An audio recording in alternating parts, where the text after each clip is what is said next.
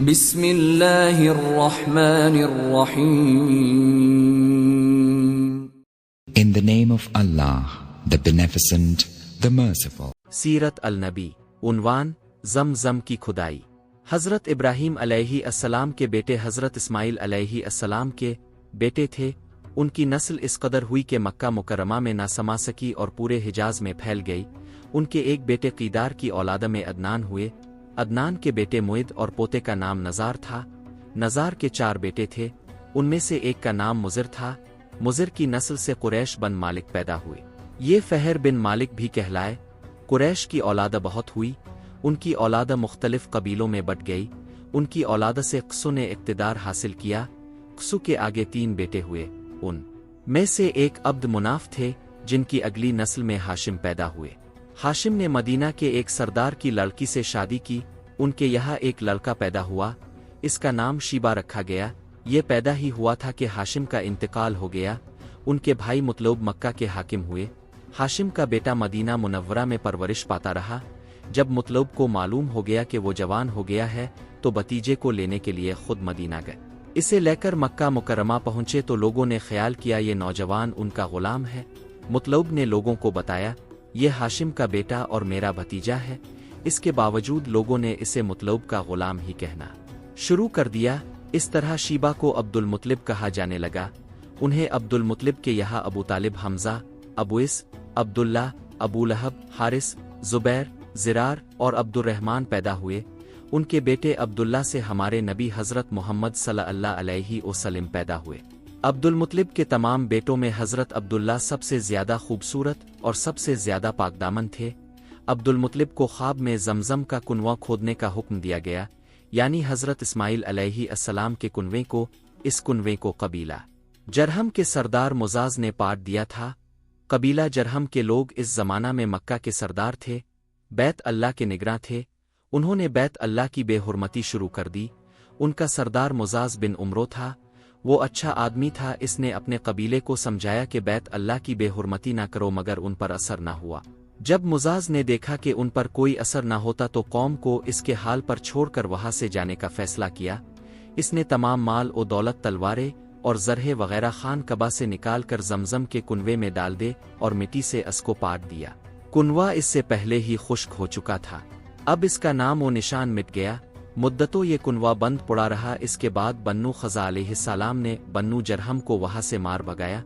بنو خزا علیہ السلام اور قسو کی سرداری کا زمانہ اسی حالت میں گزرا. کنواں بند رہا یہاں تک کہ قسو کے بعد عبد المطلب کا زمانہ آ گیا. انہوں نے خواب دیکھا. خواب میں انہیں زمزم کے کنویں کی جگہ دکھائی گئی اور اس کے کھودنے کا حکم دیا گیا. حضرت علی رضی اللہ عنہ سے روایت ہے کہ عبد المطلب نے بتایا، میں حجر اسود کے مقام پر سو رہا تھا کہ میرے پاس ایک آنے والا آیا. اس نے مجھ سے کہا طیبہ کو کھودو. میں نے اس پوچھا طیبہ کیا ہے، مگر وہ کچھ بتائے بغیر چلا گیا. دوسری طرف رات پھر خواب میں وہی شخص آیا، کہنے لگا برا کو کھودو. میں نے پوچھا بروا کیا ہے، وہ کچھ بتائے بغیر چلے گیا. تیسری رات میں اپنے بستر پر سو رہا تھا کہ پھر وہ شخص خواب میں آیا. اس نے کہا مزنونہ کھودو. میں نے پوچھا مزنونہ کیا ہے، وہ بتائے بغیر چلا گیا. اس سے اگلی رات میں پھر بستر پر سو رہا تھا کہ وہی شخص پھر آیا اور بولا زمزم کھودو. میں نے اس سے پوچھا زمزم کیا ہے. اس بار اس نے کہا زمزم وہ ہے جس کا پانی کبھی ختم نہیں ہوتا، جو حاجیوں کے بڑے بڑے مجموعوں کو سیراب کرتا ہے. عبد المطلب کہتے ہیں میں نے اس سے پوچھا یہ کنواں کس جگہ ہے. اس نے بتایا جہاں گندگی اور خون پڑا ہے اور کوہ تھونگی مار رہا ہے. دوسرے دن عبد المطلب اپنے بیٹے حارث کے ساتھ وہاں گئے. اس وقت ان کے یہاں یہی ایک لڑکا تھا. انہوں نے دیکھا وہاں گندگی اور خون پڑا تھا اور ایک کوہ تھونگی مار رہا تھا. اس جگہ کے دونوں طرف بات موجود تھے اور یہ گندگی اور خون دراصل ان بتوں پر قربان کیے جانے والے جانوروں کا تھا. پوری نشانی مل گئی تو عبد المطلب کدال لے آئے اور کھدائی کے لیے تیار ہو گئے. لیکن اس وقت قریش وہاں آ پہنچے. انہوں نے کہا اللہ کی قسم ہم تمہیں یہاں کھدائی نہیں کرنے دیں گے. تم ہمارے ان دونوں باتوں کے درمیان کنواں کھودنا چاہتے ہو جہاں ہم ان کے لیے قربانیاں کرتے ہیں. عبد المطلب نے ان کی بات سن کر اپنے بیٹے حارث سے کہا تم ان لوگوں کو میرے قریب نہ آنے دو میں खुदाई का काम करता रहूंगा इसलिए कि मुझे जिस काम का हुक्म दिया गया है मैं इसको जरूर पूरा करूंगा। कुरैश ने जब देखा कि वो बाज आने वाले नहीं तो रुक गए। आखिर उन्होंने खुदाई शुरू कर दी। जल्द ही कुनवे के आसार नजर आने लगे। ये देखकर उन्होंने अल्लाह अकबर का नारा लगाया और पुकार उठे, ये देखो ये इस्माइल अलैहिस्सलाम की तामीर है। जब कुरैश ने ये देखा कि उन्होंने कुनवा तलाश कर लिया तो उनके पास आ गए और कहने लगे, अब्दुल मुत्तलिब अल्लाह की किस्म, ये हमारे बाप इस्माइल अलैहिस्सलाम का कुनवा है और इस पर हमारा भी हक है, इसलिए हम इसमें तुम्हारे शरीक होंगे। ये सुनकर अब्दुल मुत्तलिब ने कहा, मैं तुम्हें इसमें शरीक नहीं कर सकता, ये मुझ अकेले का काम है। इस पर कुरैश ने कहा, तब फिर इस मामले में हम तुमसे झगड़ा करेंगे। अब्दुल मुत्तलिब बोले, किसी से फैसला करवा लो। उन्होंने बन्नू साद इब्न हिज़्यम की कहना से फैसला कराना मंजूर किया। ये कहना मुकशाम के बालाई इलाके में रहती थी। आखिर अब्दुल मुत्तलिब और दूसरे कुरैश इसकी तरफ रवाना हुए। अब्दुल मुत्तलिब के साथ अब्द मुनाफ के लोगों की एक जमात थी, जबकि दीगर कबाइल कुरैश की भी एक जमात साथ थी। इस जमाना में मुख हिजाज और शाम के दरमियान एक बियाबान मैदान था। वहाँ कहीं पानी नहीं था।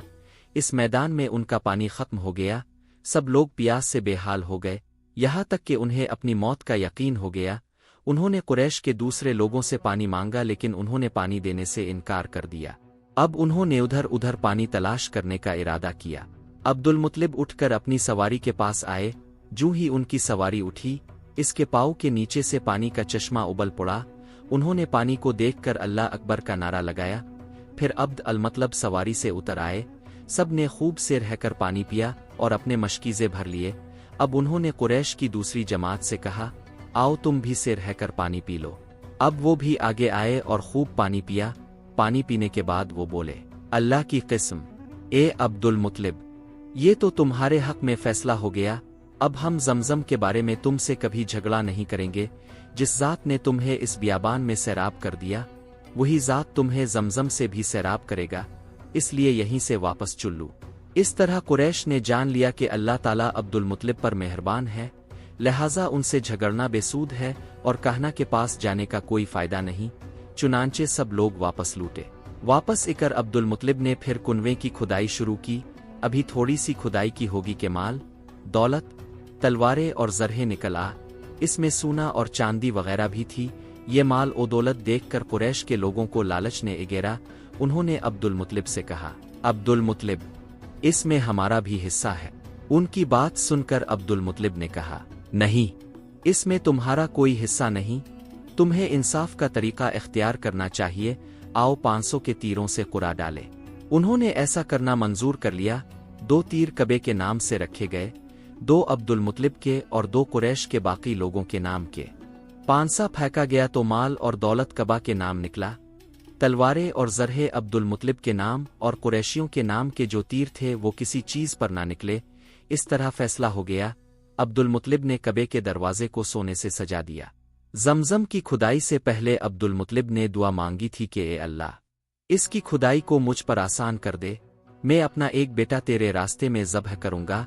अब जब के कुनवा निकल आया तो उन्हें ख्वाब में हुक्म दिया गया, अपनी मिन्नत पूरी करो, यानी एक बेटे को ज़ब्ह करो।